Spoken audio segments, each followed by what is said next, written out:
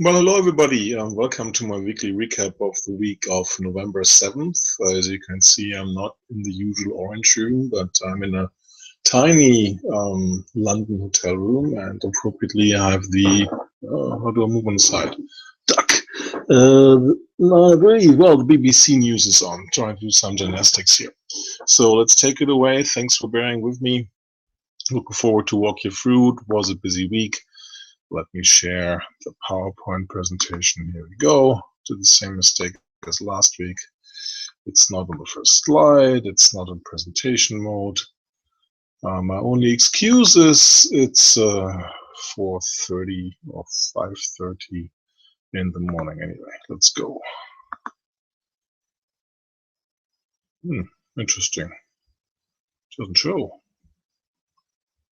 Doesn't show. Oh, here we go. So weekly recap of the week. Thank you for joining me. The week started off in San Francisco. Went there for Workday Rising. Good view from the interesting view on the Moscone Center from the top of the Westin Hotel. Always good to be there. Monday started with the welcome reception done on the show floor. A Matterhorn show floor. A Matterhorn show floor is one where the main exhibitor and the key partners are the middle, and the profile and altitude looks a little bit like the Matterhorn in the middle.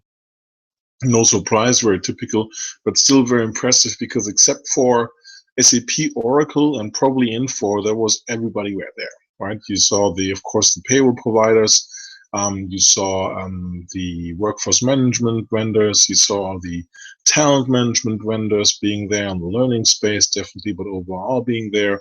And of course, tons of implementation companies, the ones who were early in the Workday ecosystems like Day9 or OneSource VHS, or the ones who just got into it like Mercer with the acquisition of escapes me. I just did an acquisition the week before Workday Rising last week.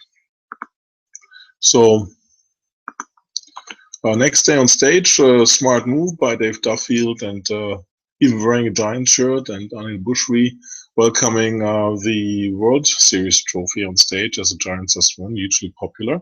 A nice move that was presented by the HR manager of the San Francisco Giants, who we had a good chance to chat at the Tech Summit last year with. So that was a good thing. What were my takeaways of Workday Rising Day 1 keynote?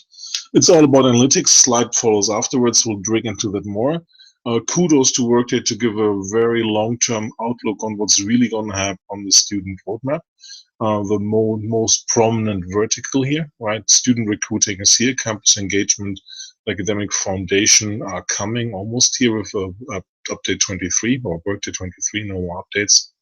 And then kudos to pan it out to 2017, so higher education customers can really align their roadmaps, their interests, their projects, what they're going to do in their existing applications, when and if they're going to talk to Workday, depending how things progress through 2015, 16, 17. So well done. The other thing was UI innovation. Joe Korngiebel did his usual great presentation. The overall keynote was very well done. I probably have not seen Dave Duffield and Anil Bushri that naturally speaking together, presenting together, which is always a little authentic, but not always the total smooth delivery you often see, which again makes it authentic or real. But then on the UI innovation side, Joe Korngiebel focused on a number of things. The interesting thing is that two key innovations around the org chart and the notifications should be available with customers right now. Didn't have a chance to play around with it. Two really sensitive issues for productivity. Org charts are never easy to do. Interesting. So quickly Workday revolved in that, and I look forward to get some customer feedback next week. But analytics was really the main thing. Analytical applications, as Workday calls it. 6 were announced, obviously leveraging the acquisition of Identified. Blogged about that earlier. It's linked in my blog post, which is coming next. 3 in the finance area. Quite interesting side comment. Workday is no longer HR and finance, but finance and HR. Largely cosmetic, but shows the importance of finance for the company. So on the finance side, interesting, differently sort is the financial scorecards, customer collections, and employee expense deviation. Employee expense deviation was shown and demoed. And on the employee side, on the HR side, it's retention risk, career path recommendations, and workforce scorecards. Retention risk being the one, and career path recommendations being shown. So really good in my view, being a big supporter of true analytics, which do an action or recommend an action. All of these are true analytics based on my tough grading, not just nice charts and visualizations, which you very often see. And it's mainly the main piece of the roadmap for products going forward is around analytics, which I think is a very bold move and a very good move to a large extent. So Workday and then Bushry was the first to transport that, make it a key theme. And I think we'll see more vendors doing this. And but kudos goes to Workday to the lead there. A blog post with 3 takeaways and more details. Take a look at it. Some tidbits also on the smaller things like progress on the HCM side, which I wished would be faster. I wished Workday would have said something around the learning area, but hey, what hasn't happened can only happen. Then I was off to Orlando. Nice stay at the Marriott Grand Lakes, something, the whole Ritz Marriott Carlton complex for the Infosys Analyst Summit. It was good to see Vishal Sikka in this new role. Second time we checked in with him. The other time was at the Oracle Open World keynote, which was also done very well, equally like here. And pretty much similar slides with some more messages and a lot of new things coming to Infosys, right? The things you can even see here. A new platform built on open source, really interesting, built making different choices now as not being part of the SAP system or how to build a platform. But yeah, it's always good to start with a clean sheet of paper. Business process innovation based on artificial intelligence. This is the analytics touch, probably, apart from the fourth item with big data and analytics, but an interesting part, also the foray into cognitive computing, which you see a lot from IBM. And it's worth noting that Sikka has a PhD from Stanford in artificial intelligence. So as we know, it's something close and near to his heart. Innovation service to help customers around innovative products. And then, interesting enough, Infosys things as the 5th item, they can help and do work with startups. So interesting enough to see that. A good presentation, well done in the first 100 days, which are just finishing by Vishal Sikka. Which reminds me, I forgot the press clippings, got a quote around in the Wall Street Journal around the Workday Analytics invitation. And in the Indian Economic Times, sorry, I said this by heart, around the first 100 days of Vishal Sikka. Thanks for the colleagues there to mention me. Transformation is at work, obviously, at Infosys. Significant investment in design thinking. Over 30,000 employees of Infosys will be trained in design thinking. I think it's a good move to harmonize methodology and thinking, but I think more is going to be needed from a cultural self-understanding perspective to make a service-centric vendor a more product-centric vendor. What we checked on the product-centric side, Infosys has a significant product investment on an enterprise suite level already with Edge Verve, and I wasn't so totally verified. It featured in a recent research report about how to line your SI, but it was good to check with Sanjay Purohit, the head of LeadSet.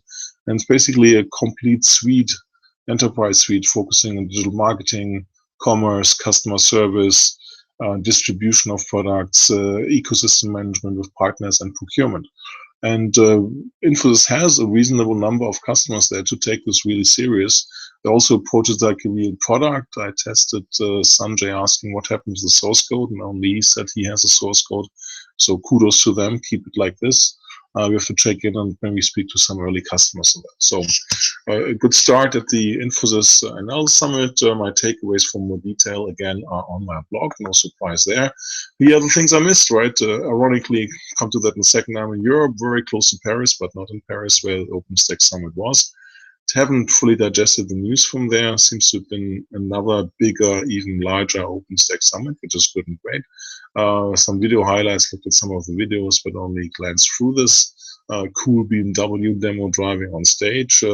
Nice job by the OpenStack Foundation to really get the European customers and all the different accents on stage and show that there's significant traction around OpenStack in Europe too, which is no question, but you always have to show it to. And kudos to the foundation to have done that. That was Monday. It started, went the whole week. Tuesday, Google Platform Live, listen to the webcast. While at another event, you always miss some things, but you get some things. So significant investments of Google moving clearly closer to help the enterprise, right? I tweeted earlier, very successful an article. So Google is really serious about the enterprise cloud 24 hours ago. I got a lot of interest from that side. So kudos to Google. Also check out my blog post, my musings from the other week, that we see the rise of the enterprise cloud. And then IBM unveiled what they think is a first intelligent cloud security portfolio. I haven't really crunched that. I'm not sure if it's the first one, but security is always a concern. IBM has a very good reputation in that area. It's a natural extension of that. I'll crunch more of that over the weekend. Might write a blog post even, but no guarantee on that side.